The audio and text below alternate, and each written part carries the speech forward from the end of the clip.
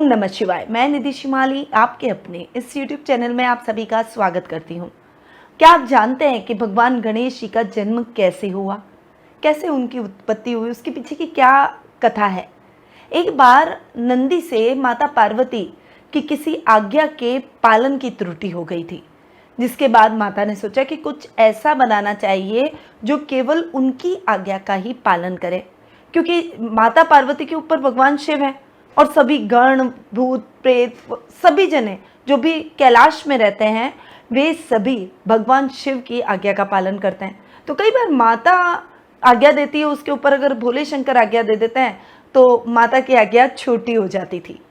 तो माता पार्वती ने कहा कि क्यों ना कोई ऐसा व्यक्ति मेरे जीवन में भी हो जो केवल और केवल मेरी बात सुने और मेरी ही आज्ञा का पालन करे। ऐसे में उन्होंने अपने उपटन से एक बालक की आकृति बनाई और फिर उसमें प्राण डाल दिए। कहते हैं कि जब माता पार्वती स्नान करने जा रही थी तो उसने उस बालक को बाहर पहरा देने के लिए कहा था। माता पार्वती ने बालक को आदेश दिया था कि उनकी इजाजत के बिना किसी को भी अंदर आने नहीं दिया जाए। कहते हैं भगवान शिव गण आए तो बालक ने उन्हें अंदर आने से रोक दिया। बहुत बार विनय करने के बाद भी भगवान शिव की बात उस बालक ने नहीं मानी और बालक ने कहा कि मेरी माता ने जो मुझे बोला है मैं उसी की आज्ञा का पालन करूंगा, चाहे आप मेरे पिता हैं चाहे कोई भी हो, मैं किसी की आज्ञा नहीं मानूंगा। तब भगवान शिव क्रोधित होकर उस बालक का सर धड़ से अलग कर दिया। जब वो बालक चीखते हुए जमीन पर गिरा और बोला माता, आवाज लगाई, तब माता पार्वती दौड़ कर आई। उन्होंने जब ये सब देखा कि उसका बालक मरा पड़ा है और साथ में कटा हुआ सर पड़ा है तो वो बहुत ज़्यादा विचलित हो गई। उसके बाद माता पार्वती भी प्रकोप में आ गई और काली का रूप, उन्होंने चंडी का रूप धारण कर लिया, जिससे सृष्टि पर प्रलय आने का खतरा उत्पन्न हो गया। तब भगवान शिव ने माता पार्वती को शांत किया और कहा कि मैं तुम्हारे पुत्र को पुनः जीवित करूंगा।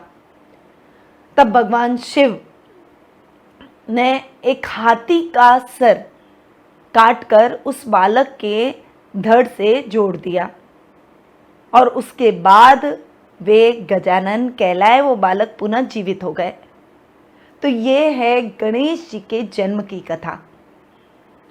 तो ऐसी ही जानकारियों के लिए आप मेरे चैनल को सब्सक्राइब कर सकते हैं। बेल आइकन पर ऑल दबाएं ताकि आपको सभी जानकारियों की नोटिफिकेशन मिले। यदि ये जानकारियाँ अच्छी लगे तो इन्हें लाइक और शेयर भी करें। बढ़ते हैं आगे और जान लेते हैं आज का यानी 13 अगस्त रविवार का दैनिक राशिफल। सबसे पहले बात करते हैं पंचांग की। तो श्रावण मास के कृष्ण पक्ष की द्वादशी तिथि आज है, जो कि प्रातःकाल 8:20 तक रहेगी। उसके बाद त्रयोदशी तिथि प्रारंभ हो जाएगी। आद्रा नक्षत्र भी आज ही के दिन आ रहा है, जो कि प्रातःकाल 8:25 तक रहेगा। उसके बाद पुनर्वसु नक्षत्र प्रारंभ हो जाएगा। चंद्रमा आज मिथुन राशि में गोचर भ्रमण करेंगे। द्वाक्ष योग आज के दिन बन रहा है। शुभ समय जिसे हम गुलीक काल के नाम से जानते हैं, उसका टाइम पीरियड दोपहर 3 बजे से लेकर 4:30 तक रहेगा। वहीं राहु काल का समय दोपहर 4:30 से सायं 6 बजे तक रहेगा। दिशा शूल आज पश्चिम दिशा में रहेगा। यदि इस दिशा में यात्रा करना आवश्यक हो तो घी खाकर आप इस दिशा में यात्रा कर सकते हैं।